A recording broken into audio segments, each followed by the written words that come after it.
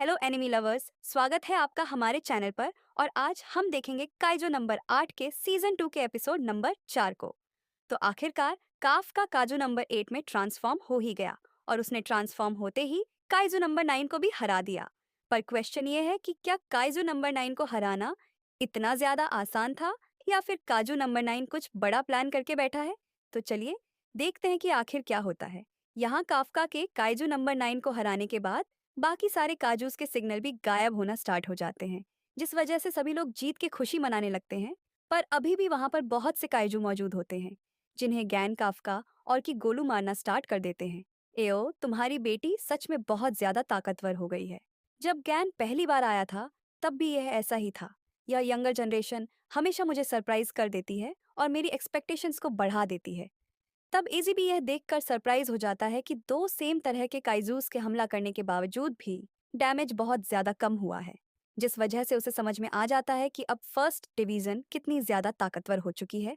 तब सारे काइजूस ठिकाने लग जाते हैं और डायरेक्टर इसाऊ काफा की कोरू और गैन को इसकी बधाई देते हैं, जिस वजह से कि कोरू की आंखों में आंसू आ जाते हैं। और तब वो सभी को लोगों का ध्यान रखने के लिए कहते हैं। पर यहाँ पर गैंग को कुछ गड़बड़ लग रही होती है। काइजू नंबर 9 ने कहा था कि वो काइजू नंबर 8 को मारकर उसकी पावर लेना चाहता है। पर आखिरकार इसका मतलब क्या था? क्या वो सच में काइजू नंबर 8 को मारना चाहता था या फिर उसके दिमाग में कुछ और चल रहा था? तब हेडक्वार्टर्स में फिर से सायरन बजना स्टार्ट हो जाता है और उन्हें एक और काइजू के होने का एहसास होने लगता है।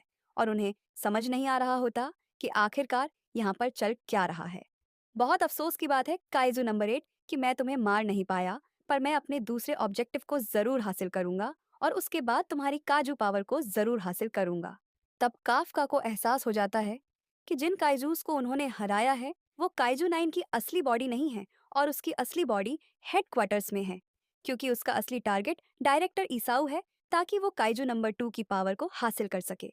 तब काफका गैनोर की कोरू डायरेक्टर ईसाऊ को बचाने के लिए उनकी तरफ बढ़ने लगते हैं। और यहाँ काजू नंबर 9 सबके सामने आ जाता है, जिस वजह से डायरेक्टर ईसाऊ सबको वहां से जाने के लिए कहते हैं।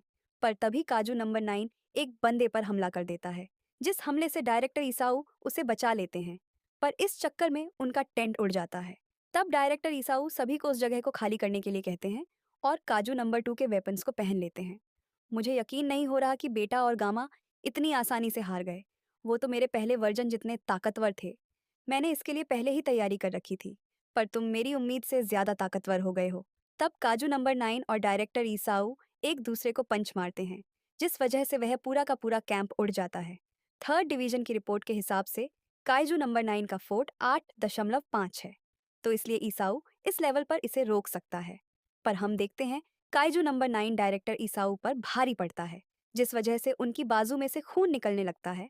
और तब काजू नंबर 9 फिर से डायरेक्टर ईसाऊ पर हमला करने की कोशिश करने लगता है। पर डायरेक्टर ईसाऊ उसके हमले को रोकने में कामयाब हो जाते हैं। तुम चाहे ताकतवर हो गए हो, पर मैं फिर भी तुम्हें खत्म करके रहूंगा, जिस वजह से काइजू नंबर 9 का हाथ डैमेज हो जाता है। डायरेक्टर एजाओ, सारे लोग यहाँ से इवैक्यूएट हो चुके हैं, तो अब आपको भी यहाँ से जाना चाहिए। ये बिल्कुल पॉइंटलेस है, क्योंकि काइजू नंबर 9 के पास मुझे लॉकेट करने की पावर है, तो इसलिए मैं इससे नहीं भाग सकता। तुम भी यहाँ से चले जाओ अकीरा। तब हम देखते हैं अकीरा बचपन से ही डायरेक्टर ईसाऊ का फैन होता है और उन्हीं के नक्शे कदम पर चलना चाह रहा होता है। मेरा काम आपको विक्ट्री तक पहुंचाना है, तो प्लीज मुझे अपना साथ देने दीजिए। अगर ऐसी बात है तो चलो इसे हराते हैं। तो डायरेक्टर इस अपने सूट और वेपन की फुल पावर को एक्टिवेट कर देते हैं। अगर कोई भी नंबर्स वेपन की फुल पावर को रिलीज करता है तो उसकी लाइफ स्पैन कम हो जाती है, पर इसके बदले में जो पावर उस यूजर को मिलती है वो एक 2.5 काजू के बराबर की होती है। तब डायरेक्टर ईसाऊ और काइजू नंबर 9 फिर से एक दूसरे को मुक्का मारते हैं और हम देखते हैं इस बार उन दोनों को ही चोटें आती हैं। डायरेक्टर ईसाऊ काजू नंबर 9 को मारते हुए उसका सिर उड़ाने में कामयाब हो जाते हैं, पर काजू नंबर 9 को फिर भी कुछ नहीं होता और वह बहुत ही तेजी से डायरेक्टर ईसाऊ पर हमला करना स्टार्ट कर देता है।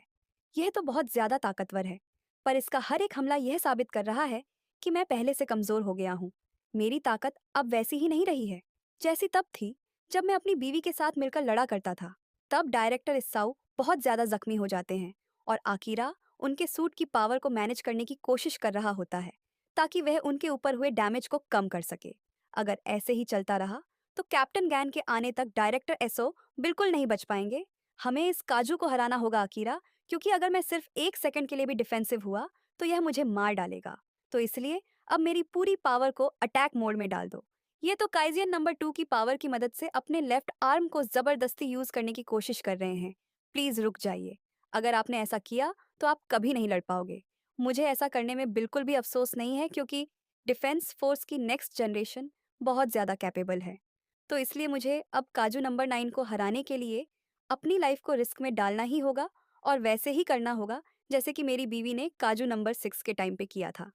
तब काजू नंबर 9 फिर से डायरेक्टर इजाऊ पर हमला कर देता है, और यहाँ हमें पास्ट का सीन दिखाया जाता है, जहाँ की कोरू के मुंह से डिफेंस फोर्स का नाम सुनकर उसके माता पिता बहुत खुश हो जाते हैं।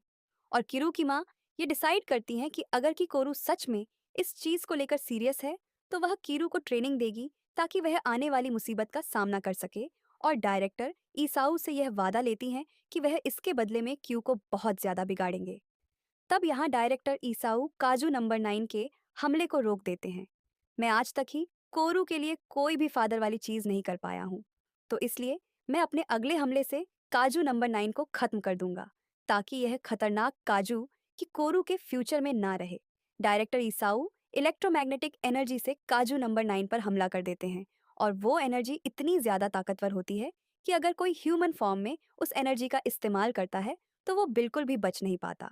तब डायरेक्टर इस साउ के हमले से काइजू नंबर 9 का कोर दिखने लगता है, पर काजू नंबर 9 ने पहले से इसकी तैयारी कर रखी होती है, जिस वजह से वह अपनी फॉर्म को चेंज करने लगता है ताकि वो अपनी बॉडी को बचा सके।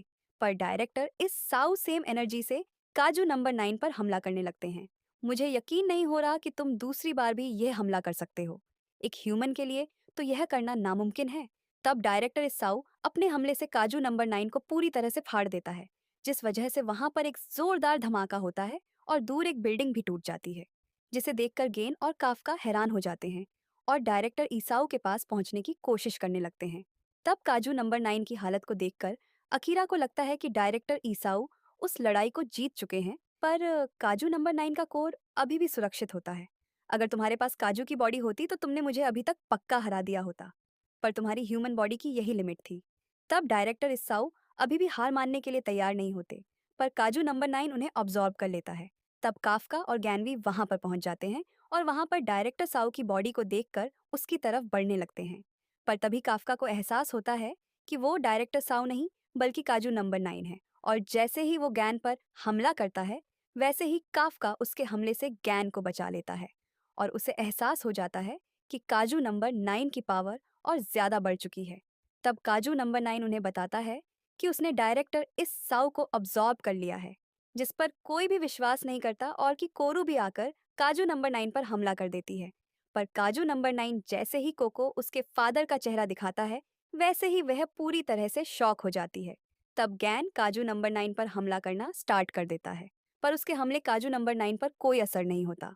जब एक बार मैं स्ट्रांग डिवीजन को फॉर्म कर लूंगा तो उसके बाद मैं लड़ने नहीं जाया करूंगा, जिस वजह से गन उसके बाद तुम्हें डिफेंस फोर्स और इस कंट्री को प्रोटेक्ट करना पड़ेगा। तब गैन इस आउ की बातों को याद करते हुए फिर से काइजू नंबर 9 पर हमला करने लगता है, पर फ्यूजन के बाद काइजू नंबर 9 को कुछ ठीक नहीं लग रहा होता, जिस वजह से वो वहां से उड़कर जाने लगता है। पर गैन उस पर हमला करके उसे वापस नीचे ले आता है। तुम्हारा हमला सच में बहुत ज्यादा कमाल का है, पर मेरा डिफेंस तुमसे भी अच्छा है, जिस वजह से तुम्हारा हमला मुझ पर काम नहीं करेगा। तब काजू नंबर 9 गैंग पर हमला करने लगता है, और तभी काफ भी काजू नंबर 9 पर हमला कर देता है, जिसे काजू नंबर 9 इस बार बड़ी आसानी से रोक लेता है। पिछली बार तो चाहे मैं इस हमले को नहीं रोक पाया था, पर इस बार तुम मेरा कुछ नहीं बिगाड़ सकते। और गाइस, इसी के साथ ये एपिसोड खत्म हो जाता है। मैं मिलती हूँ आपसे बहुत ही जल्द अगले वीडियो के साथ।